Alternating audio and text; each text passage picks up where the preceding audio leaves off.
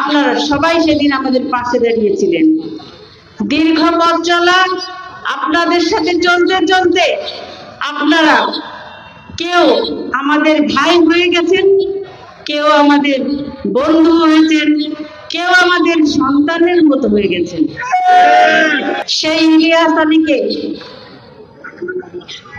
Fascist সরকার গুম করেছিল 2012 সালের 17 এপ্রিল। সেই 17 এপ্রিলের পর আমরা পরিবার যখন বিমর্ষ, পরিবার যখন শোকাহত, পরিবার যখন আমরা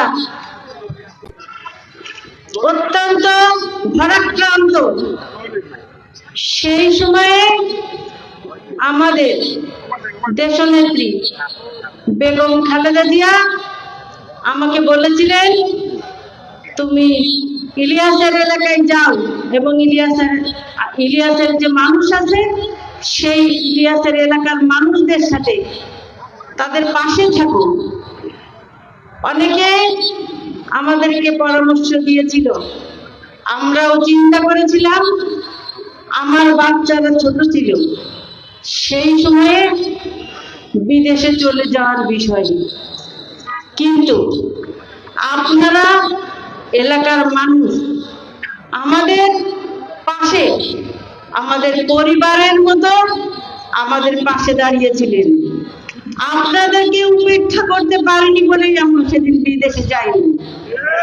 আপনাদের কথা চিন্তা করে, যেহেতু এই অঞ্চলের মানুষ ইলিয়াস আলীর আমারও, সেটা মনে হয়েছে যে আপনাদের একটি ছায়া, আপনাদের একটি অভিভাবক দরকার।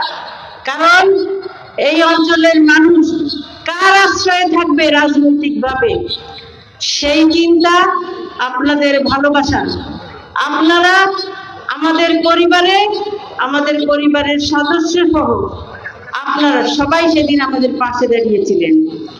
দীর্ঘ পথ চলা আপনাদের সাথে চলতে চলতে আপনারা কেউ আমাদের ভাই হয়ে গেছেন, কেউ আমাদের বন্ধু হয়েছেন, কেউ আমাদের সন্তানের মতো হয়ে গেছেন। সুতরাং আমরা মনে করি এই এলাকার মানুষ আমাদের পরিবার। আপনাদের দীর্ঘ ত্যাগ, অসংখ্য মামলা, নির্যাতনের শিকার, এবং আমি আপনাদের সঙ্গে ছিলাম।